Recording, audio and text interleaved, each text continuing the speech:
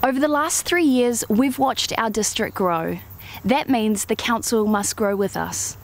The services that they provide must now extend further to reach more people.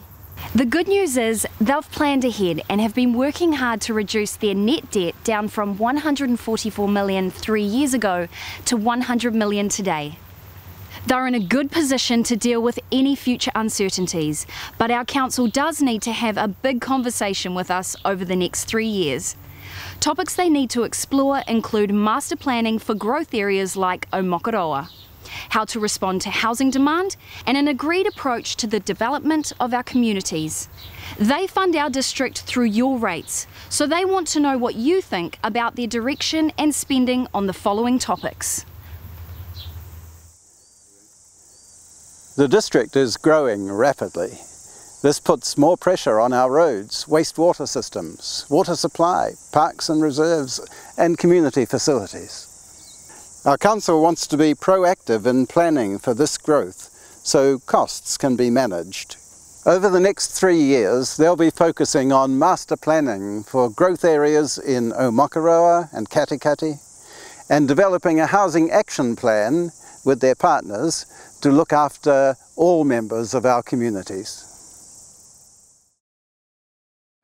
Transport is the largest activity for Council, and it's no wonder, with over 1,000 kilometres of local road to look after. That's further than travelling from Tauranga to Wellington and back again. Council currently spends around a third of their annual capital and operating budget on transportation. As a rural area, most of our economic growth is in the primary sector. We need a safe, efficient transportation network to support the movement of goods and people.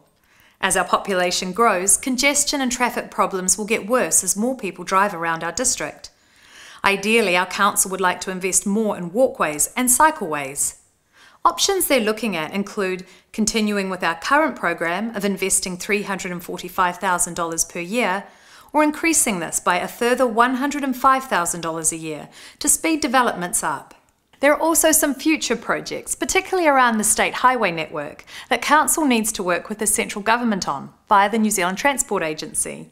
These include the Katikati Bypass and State Highway 2 improvements.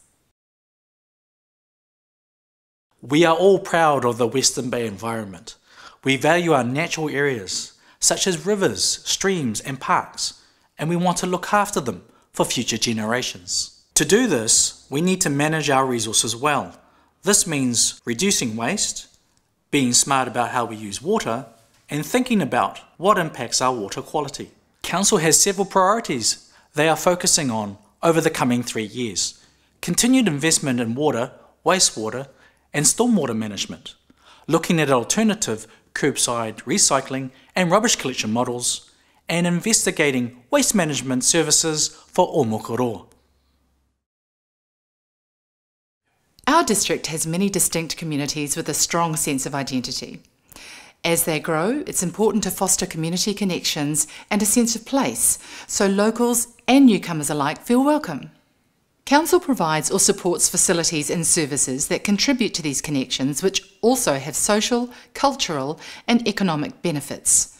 These include parks and reserves, playgrounds, community halls, and support for art, culture and events. Traditionally, they've focused on sports and recreation facilities, but Council has recently agreed on a new direction for arts and culture, recognising the value it provides. Council also has a role in protecting cultural heritage. Council is looking at 3 options with regards to the museum. 1.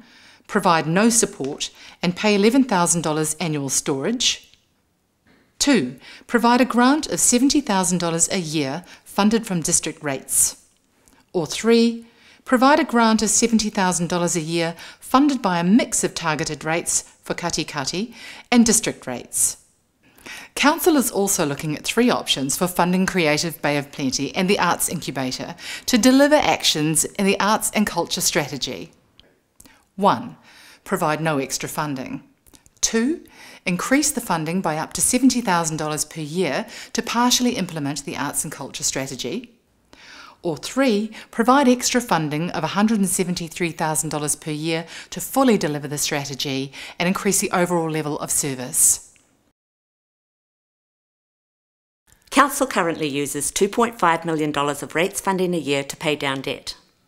This approach has worked well, and population growth over the last 3 years has also helped, as they've received more revenue as a result of development. Council is now in a position to reduce the amount of rates used to pay down debt.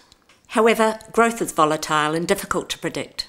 So to be on the safe side, Council wants to reduce this contribution for 1 year only. They can then review their position annually and make adjustments depending on our rate of growth. There are 2 options that Council can consider. Continue this current approach of contributing $2.5 million a year from rates to repay interest and debt, or change this debt management approach to contribute $1 million from rates to repay debt for 1 year only. Then review this annually. These are our Council's key areas of focus over the next 10 years and the decisions they need to make on our behalf in the short term. To find out more or have your say, visit www.haveyoursay.westernbay.govt.nz.